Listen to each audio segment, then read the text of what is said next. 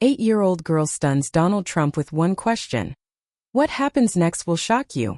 In a quiet Texas town where time seemed to stand still, an 8-year-old girl with fiery red hair and a weathered leather notebook did the unthinkable. She silenced Donald Trump with a single question. Zoe, a child philosopher wrestling with grief and Nietzsche's paradoxes, didn't just challenge a billionaire's promises. She ignited a global conversation about power, faith, and the true meaning of hope. Could a child's voice really shake the foundations of politics? Dive into this emotional journey of courage and curiosity. Hit subscribe now to witness how one small story rewrote the rules of influence. The sun hung low over the sprawling fields of Willow Creek, Texas, casting golden hues across the endless plains where wheat swayed gently in the breeze. It was a place untouched by time, where life moved at its own unhurried pace and neighbors knew each other's names. But today, the quiet charm of this small town had been disrupted by an event unlike any it had ever seen. The air buzzed with anticipation as people gathered on Main Street, their eyes fixed on the stage set up in front of the courthouse. American flags fluttered proudly against the azure sky, and the scent of barbecue mingled with the excited chatter of the crowd. At the center of it all stood Donald Trump, the billionaire businessman turned politician whose larger-than-life persona dominated headlines nationwide. Dressed impeccably in his signature dark suit, he waved to the throng of supporters who cheered wildly for him. His presence electrified the atmosphere, turning what might have been just another campaign stop into something extraordinary.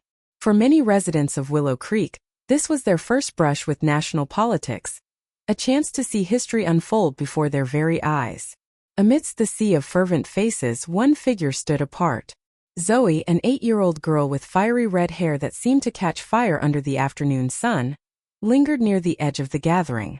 Unlike the boisterous adults around her, she remained silent, observing everything with an intensity far beyond her years. Her freckled face bore no trace of childish innocence. Instead, it reflected a depth of thoughtfulness that made passers-by do double takes. Clutching a worn leather notebook close to her chest, Zoe looked more like a miniature philosopher than a carefree child. Zoe wasn't there because she believed in slogans or promises. She didn't share the same enthusiasm as those chanting Trump's name. Instead, she carried within her a question, a heavy, unspoken burden that weighed on her young shoulders. It was a question born out of loss, confusion, and anger. A year ago, her father, a kind-hearted mechanic who always fixed things for free if someone couldn't afford to pay, had died unexpectedly. He had been her hero, her anchor in a world that often felt too big and too cruel. And now, staring at the man promising to make America great again, Zoe couldn't help but wonder, if God abandoned my dad, how can this man claim he'll save everyone else? Her thoughts drifted back to the countless nights she spent reading Nietzsche under the dim light of her bedside lamp. At 6 years old, while other children were playing with dolls or building Lego towers, Zoe devoured philosophy books borrowed from the local library. She found solace in Nietzsche's words about suffering and resilience, though they only deepened her existential questions. If life was inherently meaningless, as Nietzsche suggested, then why did people cling so desperately to faith? Why did politicians invoke divine blessings when addressing crowds? Was it hope or hypocrisy?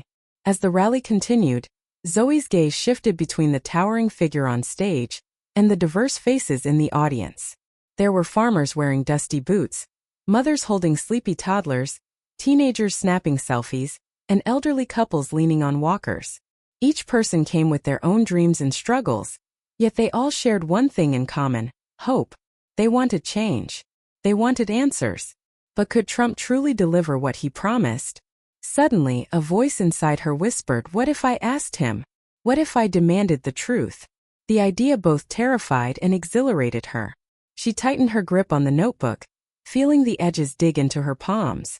Inside its pages lay scribbled notes, sketches, and fragments of conversations she'd overheard during her walks through town. Among them was a single sentence written in bold letters. "Why does God let good people suffer?" The moment stretched on, the noise around her fading into a distant hum. Zoe took a deep breath, her heart pounding like a drum. She didn't know whether stepping forward would make a difference, but she realized something important. Staying silent wouldn't either. With newfound determination, she began weaving through the crowd, her small frame slipping past adults engrossed in the spectacle. Ahead of her loomed the security barriers, her gateway to the man everyone called invincible. Little did Zoe know her decision to confront Trump would spark a chain reaction, challenging not only his beliefs but also her own understanding of hope, faith, and humanity. In the hours to come, the world would witness an encounter that defied expectations, proving once again that even the smallest voices could shake the foundations of power. The security barriers loomed ahead like an impenetrable wall, separating the ordinary from the extraordinary. To most people, they symbolized order and control, a necessary boundary to protect the powerful from chaos. But to Zoe, they were just another obstacle in a world full of them. With her heart hammering against her ribs, she took a deep breath and slipped through the narrow gap between two distracted guards. Her small frame allowed her to move unnoticed until she was close enough to see the sweat glistening on Trump's forehead under the blazing Texas sun. The crowd erupted into murmurs as they noticed the little girl making her way toward the stage. Some pointed, others whispered, but no one stopped her. Not yet. A burly security guard finally stepped forward, his hand raised to intercept her. But Trump waved him off with a dismissive flick of his wrist. "Let her come," he said, his voice cutting through the noise like a blade. The command sent a ripple of shock through the audience. What could this child possibly want? Zoe stopped a few feet away from the podium, her fiery hair glowing like embers in the sunlight. She looked up at Trump, meeting his piercing gaze without flinching. For a moment there was silence, deafening and electric. Then, in a voice clear and unwavering, she asked the question that had haunted her for months. "Mr. Trump, do you think God has abandoned the poor?" The words hung in the air like a challenge, sharp and unyielding. Gasps rippled through the crowd, followed by uneasy laughter from some who didn't know how to react. Mark, the cynical reporter lurking near the front row, smirked and muttered loud enough for those around him to hear. "Shouldn't she be playing with dolls instead of asking questions like that?" His comment earned a few chuckles, but Zoe ignored him completely. Her focus remained fixed on Trump, whose expression had shifted from curiosity to something darker, almost defensive. Trump leaned slightly forward, resting both hands on the edge of the podium. His eyes narrowed as he studied the girl before him.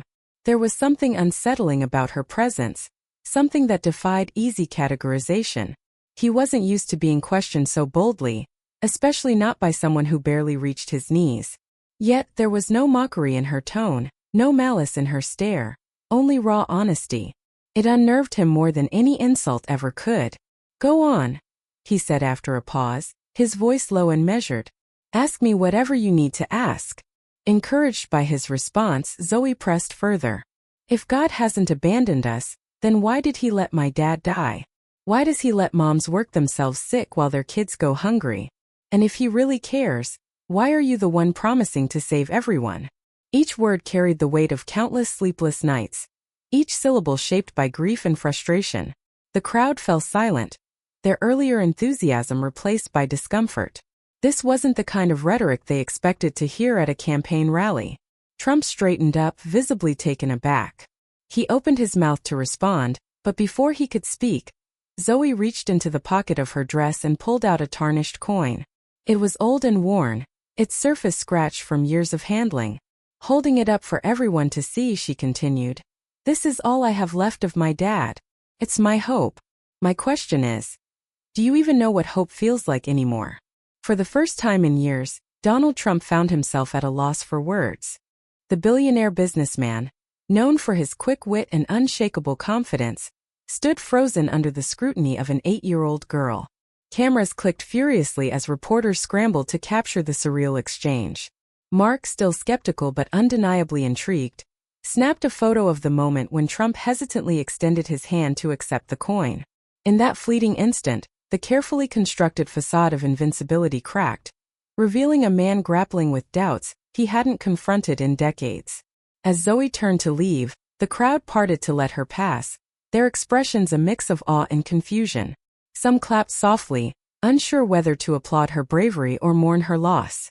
Others simply stared, unable to reconcile the image of a fragile child challenging a titan of industry with their preconceived notions of power dynamics.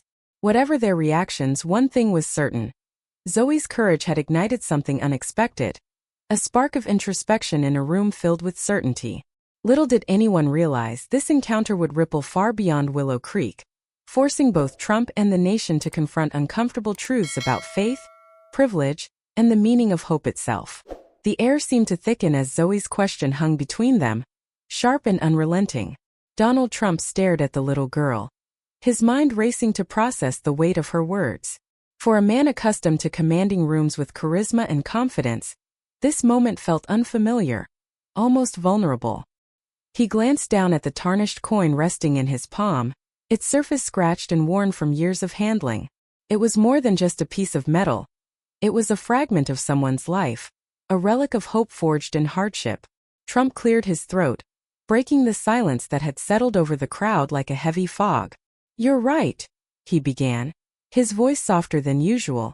"I've had failures, big ones. Back in 1991, I lost almost everything. My casinos went bankrupt, and I owed nearly $1 billion. He paused, letting the gravity of his admission sink in. People thought I was done for. But I didn't give up. I fought because I had people counting on me. My family, my employees, my supporters." Zoe tilted her head slightly, her freckled face unreadable. "But you had money to fail," she countered, her tone steady but tinged with sadness. "What about people like my mom? She works 2 shifts at the diner every day, barely sleeping so she can put food on our table. If she falls, who will catch her?"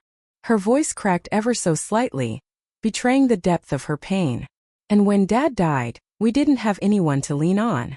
For the first time, Trump found himself unable to summon the bravado that usually defined him. Instead, he listened, truly listened, as Zoe spoke. There was no anger in her words, only an aching honesty that cut through the layers of pretense he had built around himself. He realized then that her questions weren't meant to attack or undermine. They were cries for understanding, for answers to the injustices she saw in the world.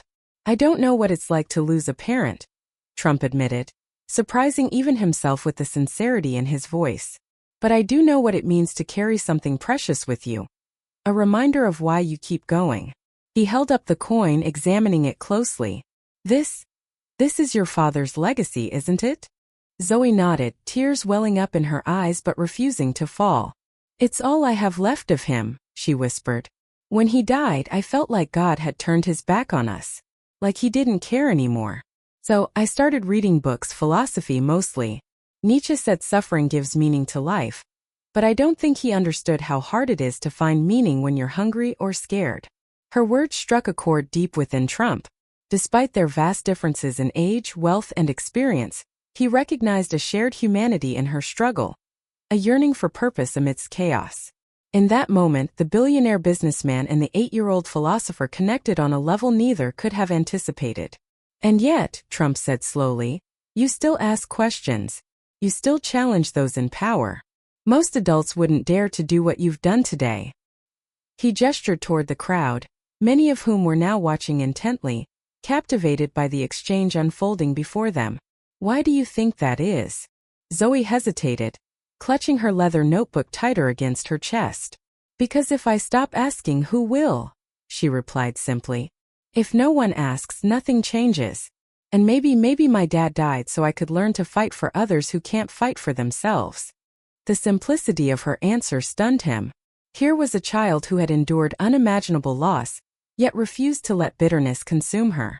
Instead, she channeled her grief into courage, using it to confront the very system she believed had failed her family.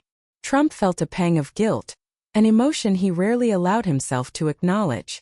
How many times had he dismissed critics as irrelevant or weak? How often had he ignored the struggles of those outside his gilded world?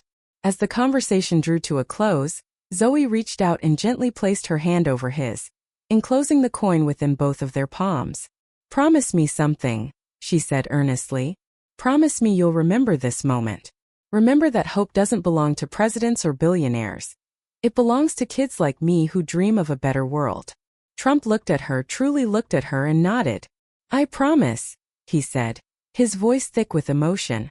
"And I'll make sure others remember it too." The crowd erupted into applause, though it was different from the cheers earlier in the rally. This time the clapping was slower, more deliberate, a collective acknowledgement of the profound moment they had witnessed. Cameras flashed relentlessly as reporters scrambled to capture every detail. But none captured the essence of what had transpired quite like Mark, the cynical journalist whose skepticism had begun to waver. Later that evening, as Trump prepared for his next speech, he couldn't shake the image of Zoe's determined face from his mind. Nor could he forget the weight of the coin still nestled in his pocket. It wasn't just a symbol of her hope. It was a reminder of his own responsibility to honor it. That evening, as the sun dipped below the horizon and painted the Texas sky in shades of amber and violet, Willow Creek buzzed with an energy unlike any it had known before. News of Zoe's confrontation with Donald Trump spread like wildfire, fueled by social media posts, live streams, and whispered conversations among neighbors. What had started as a local campaign event had transformed into something far greater. A moment that challenged perceptions, sparked debates, and inspired reflection. Mark sat at his laptop in a dimly lit corner of the town's only diner, his fingers flying across the keyboard. The cynical journalist who had initially dismissed Zoe as a naive child now found himself grappling with a story that refused to fit neatly into his usual narrative of scandal and skepticism. His article, titled "The President and the Philosopher's Coin," captured not just the exchange between Trump and Zoe, but also the raw humanity that had unfolded on stage. He wrote, "In a world obsessed with power and spectacle, an 8-year-old girl reminded us what true courage looks like. With nothing more than a tarnished coin and a question born of loss, Zoe forced a billionaire to confront his own vulnerabilities, and perhaps ours too. This wasn't politics, this was poetry." By midnight, the article had gone viral, shared millions of times across platforms and sparking discussions worldwide. Comments poured in from readers, some praising Zoe's bravery, others debating the implications of her questions, and a few criticizing Trump for allowing such an unscripted moment to occur. Yet, amidst the noise, one sentiment emerged clearly. Zoe's voice had resonated deeply, transcending age, geography, and ideology. For Mark, writing the piece felt cathartic. It wasn't just about reporting facts or chasing clicks.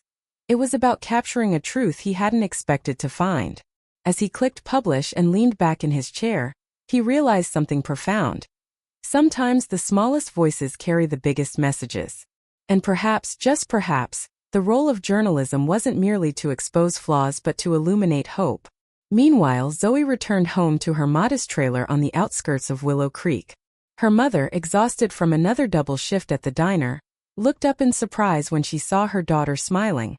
A rare sight since her father's passing. "What happened today, sweetheart?" she asked gently, brushing a strand of fiery red hair from Zoe's face. "I asked him, Mom," Zoe replied simply, clutching her leather notebook close to her chest. "I asked him if God had abandoned us. And you know what? He listened." Her mother smiled softly, though confusion lingered in her eyes.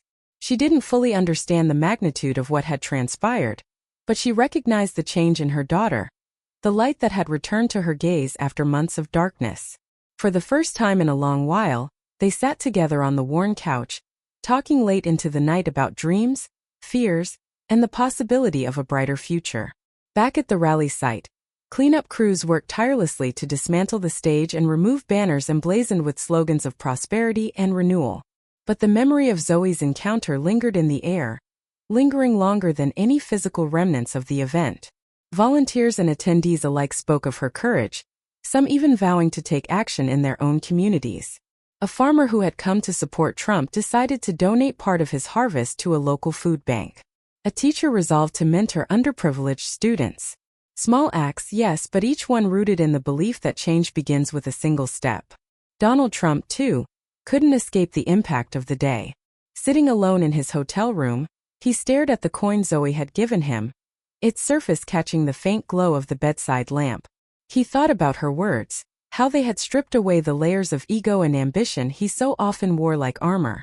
In her innocence, Zoe had revealed a truth he had long ignored. That leadership isn't about wielding power but about serving those who have none.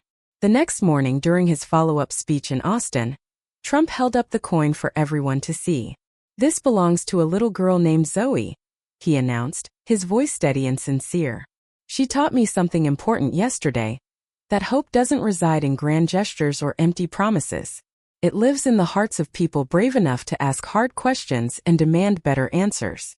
The audience erupted into applause, moved not by rhetoric but by authenticity. As the days turned into weeks, Zoe's story continued to inspire. Schools invited her to speak about resilience and critical thinking. Churches incorporated her message into sermons about faith and justice. Even political opponents of Trump acknowledged the significance of the moment, praising Zoe for holding power accountable in a way few adults dared to do. Yet, despite the newfound attention, Zoe remained unchanged. She still walked through Willow Creek with her head full of questions and her notebook filled with sketches and musings. To her, the real victory wasn't fame or recognition. It was knowing that her voice mattered. That somewhere, someone might pick up their own coin of hope and use it to make the world a little kinder, a little fairer. And so the ripple effect of Zoe's courage spread far beyond the borders of Willow Creek, proving once again that even the smallest actions can ignite monumental change. The final rays of sunlight filtered through the stained glass windows of a modest church in Willow Creek, casting colorful patterns on the wooden pews. Inside, a small congregation gathered for Sunday service, their faces reflecting a mix of curiosity and reverence. At the front of the room stood Pastor Miller, holding up a familiar object, a tarnished coin that had traveled far beyond its humble origins. "Today," he began, his voice warm but steady, "we reflect on hope. Not the kind found in grand promises or towering monuments, but the kind carried in the smallest of hands." He recounted Zoe's story, describing how an 8-year-old girl had dared to ask questions most adults avoided. Her courage, he explained, wasn't just about challenging authority. It was about reminding everyone that faith isn't passive. It's active, alive, and often messy. As he spoke, Zoe sat quietly beside her mother, her fiery hair glowing softly in the dim light. She didn't seek the spotlight, yet she couldn't deny the ripple effect her actions had created.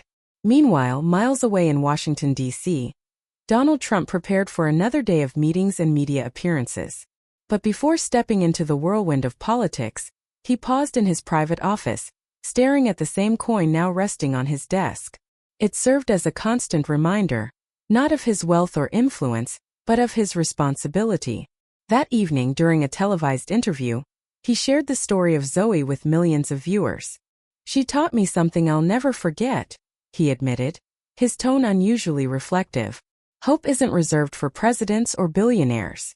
It belongs to anyone brave enough to ask hard questions and demand better answers." Across the country, people listened intently, inspired not by political rhetoric but by vulnerability. Some took immediate action, volunteering at shelters, mentoring struggling families, or simply reaching out to neighbors in need. Others began asking themselves difficult questions. What is my coin of hope? How can I use it to make a difference? For Mark, the cynical journalist turned accidental advocate, the transformation was undeniable. His article, "The President and the Philosopher's Coin," had sparked conversations worldwide, earning him accolades he hadn't anticipated. Yet, the true reward came when he received a letter from a young reader named Emily. "Your story made me realize I don't have to wait until I'm older to change the world," she wrote. Enclosed was a drawing of a little girl handing a coin to a man in a suit. Beneath it, scrawled in crayon, were the words, "I want to be like Zoe." Mark smiled, taping the drawing above his desk as a daily reminder of why storytelling mattered. He decided then and there to dedicate his next project to amplifying voices like Zoe's, those too often overlooked yet brimming with wisdom. Back in Willow Creek, life slowly returned to its usual rhythm. Farmers tended their fields, children played in the streets, and Zoe continued exploring the world through her leather notebook. But something had shifted within her. The weight of unanswered questions no longer felt crushing. Instead, it became a source of strength. She realized that while she might not find all the answers, asking them was enough for now. One crisp autumn morning, Zoe woke up early and walked to the edge of town, where a sprawling oak tree stood sentinel over the landscape. Beneath its branches, she buried the empty space left by her father's coin, not as an act of closure, but as a gesture of renewal. From her pocket, she pulled out a shiny new penny, polished to perfection. Holding it close, she whispered, "This one's for you, Dad. And this time, I'll share it with everyone." As she turned to leave, the wind rustled through the leaves, carrying with it a sense of peace she hadn't felt in years.